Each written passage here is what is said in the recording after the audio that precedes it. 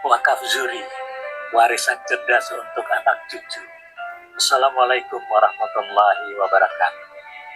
Kita semua bekerja keras dalam hidup ini. Bangun pagi, cari nafkah, kumpulkan harta, beli rumah, beli tanah. Tapi jarang sekali kita bertanya pada diri sendiri. Kalau aku meninggal nanti, harta ini mau jadi apa? Apakah akan menjadi sumber kebaikan atau justru jadi sumber pertengkaran? Banyak orang meninggalkan warisan, tapi tidak semua meninggalkan ketenangan. Padahal dalam Islam, ada satu cara meninggalkan harta yang bukan hanya bermanfaat di dunia, tapi juga mengalir pahalanya sampai akhirat. Namanya wakaf zuri. Apa itu wakaf zuri? Wakaf zuri adalah wakaf yang manfaatnya diperuntukkan bagi keluarga atau keturunan pewakaf. Artinya begini, hanya tidak boleh dijual, tidak boleh diwariskan, tidak boleh diperebutkan, tapi manfaatnya boleh dinikmati oleh anak cucu. Inilah bedanya wakaf dengan warisan. Kalau warisan, harta dibagi dan bisa habis. Kalau wakaf, harta ditahan, manfaatnya yang dibagikan. Para ulama menyebut wakaf zuri juga sebagai wakaf ahli atau wakaf keluarga. Dan ini dibolehkan dalam Islam, sebagaimana dijelaskan dalam kitab-kitab fikih klasik. Dasar syariat wakaf zuri. Dalam hadis Rasulullah SAW disebutkan, jika manusia meninggal dunia, terputuslah amalnya kecuali 3.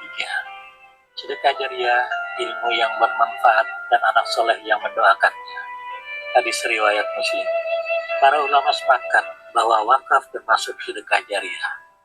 Dan menariknya dalam kitab Al-Bukhni karya Ibnu Qudamah, karya Imam Syafi'i, Al-Majmu' karya Imam Nawawi, dijelaskan bahwa wakaf boleh diberikan kepada keluarga selama 1. Harta tidak kembali menjadi milik pribadi. 2. Manfaatnya jelas. 3. Ada aturan yang tegas. Artinya, wakaf zuri bukan bid'ah, bukan pula rekayasa modern.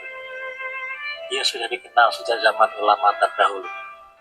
Contoh wakaf zuri dalam kehidupan nyata, misalnya begini.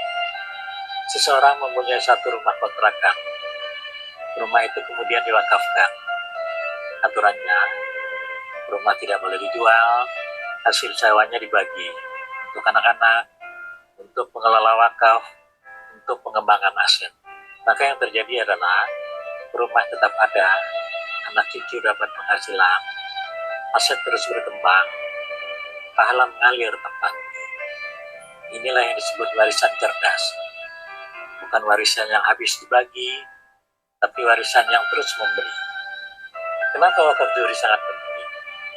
Ada beberapa alasan kenapa wakaf zuri itu luar biasa. Pertama, menghindari konflik warisan. Banyak keluarga pecah karena warisan. Wakaf membuat harta tidak bisa diperebutkan. Kedua, melindungi anak cucu. Mereka punya pegangan ekonomi jangka panjang. Ketiga, menjaga aset keluarga. Tanah dan bangunan tidak habis dijual. Keempat, pahala terus mengalir walaupun wakaf sudah wafat. Kelima, mendidik generasi tentang amanah. Bahwa harta bukan hanya untuk dinikmati, tapi dijaga. Kesalahan yang sering terjadi dalam wakaf. Banyak orang berniat wakaf, tapi salah dalam pelaksanaannya. Kesalahan yang sering terjadi, tidak ada ikrar tertulis. Tidak ada nazir, tidak ada pembagian yang jelas.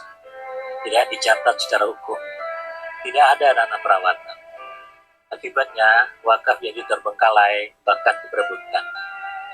Padahal wakaf seharusnya menjadi sumber keberkahan, bukan sumber masalah. Wakaf zuri menurut hukum Indonesia. Di Indonesia, wakaf zuri diakui secara hukum. Diatur dalam Undang-Undang Nomor 41 Tahun 2004 tentang wakaf, Peraturan Pemerintah Nomor 42 Tahun 2006, Pedoman Badan Wakaf Indonesia. Wakaf harus dibuat ikrar wakaf, dicatat oleh PPAIW atau KUA, memiliki nazir, dicatat secara resmi.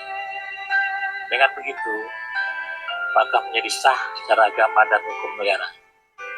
Pesan moral untuk kita semua, wakaf juri mengajarkan kita satu hal penting, bahwa hidup bukan hanya soal mengumpulkan, tapi juga soal tentang meninggalkan kebaikan. Bukan seberapa banyak harta kita, tapi seberapa lama manfaatnya bisa dirasakan orang lain. Sebagai penutup, ingatlah satu hal ini. Harta bisa habis, rumah bisa rusak, tapi wakaf, insya Allah pahalanya tidak pernah putus. Kalau kita ingin dikenang dengan baik, jangan hanya tinggalkan warisan, tinggalkanlah wakaf. Wassalamualaikum warahmatullahi wabarakatuh. Referensi buku dan rujukan: 1. Ibnu Qudamah Al-Muqni bab wakaf. 2. Imam Syafi'i Al-Um. 3. Imam Nawawi Al-Majmu' Syarh Al-Muhazzab. 4. Dr. Muhammad Daud Ali Hukum Perwakafan di Indonesia. 5. Badan Wakaf Indonesia Fikih Wakaf Kontemporer. 6. Undang-Undang Nomor 41 Tahun 2004 tentang wakaf. 7. PP Nomor 42 Tahun 2006 tentang pelaksanaan wakaf. Sekian, terima kasih.